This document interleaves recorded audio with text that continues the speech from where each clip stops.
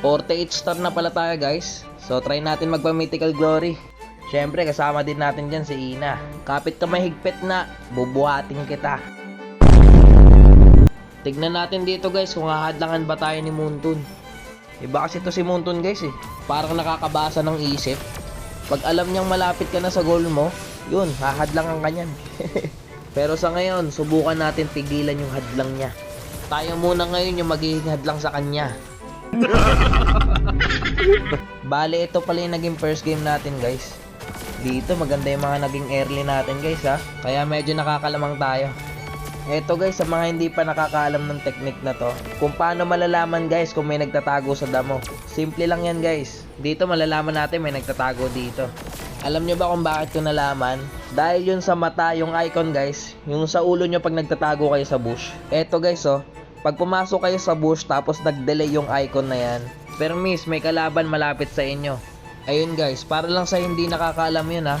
Pero kung alam nyo na yun, edi good. Wala na tayong dapat pag-usapan. Mamatay pa tayo dito ha.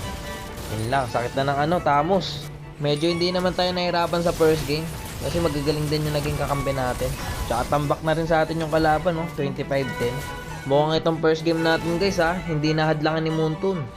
Mukhang mabait ngayon si Muntun ha. Magagandang karakter yung binigay sa akin. Endable na guys. Nice G, nice G.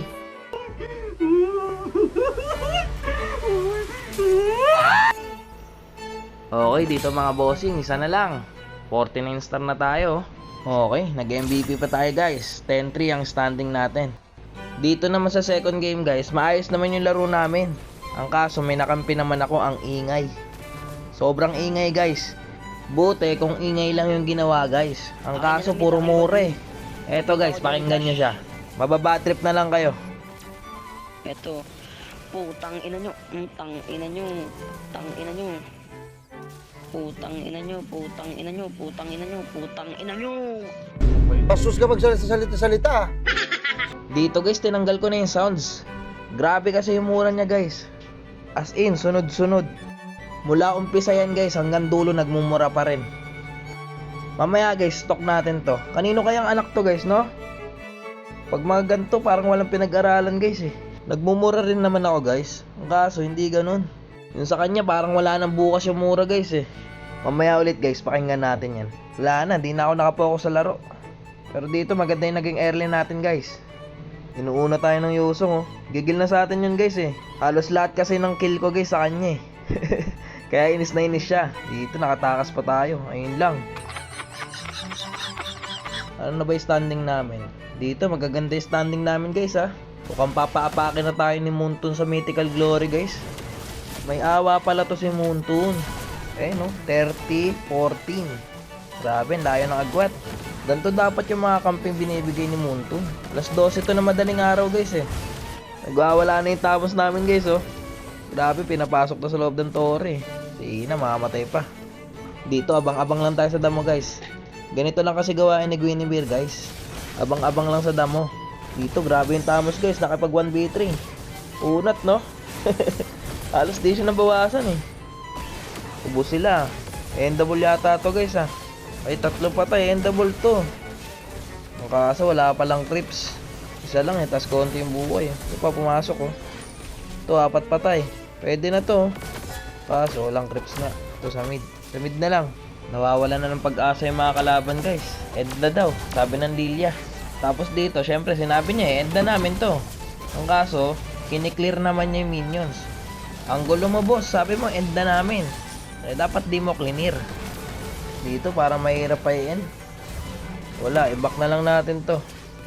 Sa Lord na lang tayo, waiting na lang tayo sa Lord. Magagaling din mag-dip eh. Dark system daw yung kampi niya. Tangina ako, sawa na ako dyan boss. Halos araw-araw. Ganyan pinapakampi sa akin ni Muntun. Wala na, normal game na lang sa akin pag may mga dark system nakakampi. Dito sabi ko sa inyo, huwag na natin pilitin. At nag-lord na lang tayo eh. Ayun, sila pa ata makakapag-lord. Hanap tayo tempo guys.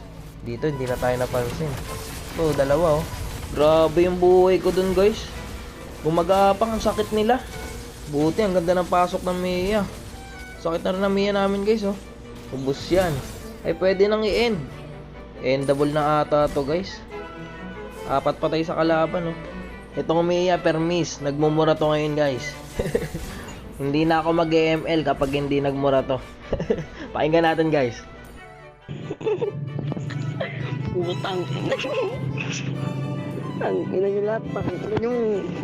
Kung sino ka man, napakawalang yamo, mamatay ka na sana! Sabi ko sa inyo guys hanggang matapos yan guys, nagmumura pa rin yan. Siguro guys yung kaluluwa na ito, malalaglag na sa impyerno. Konting tapik na lang. Pero yon, lahat ng mga bata na ikinig dito, huwag nyong gagayahin yun. Eto na guys, mythical immortal na tayo. Sa wakas, makikita na natin yung pinaghirapan natin guys. Hindi tayo hinadlangan ni Moonton dun guys ha. Pero stock muna natin yung bata guys. Ito yung bata guys. Kung kilala nyo yan guys, pakisampal ng bibig. Para matuto. O kaya dalhin nyo sa simbahan. Pasalihin nyo ng Bible school. Wala na malala na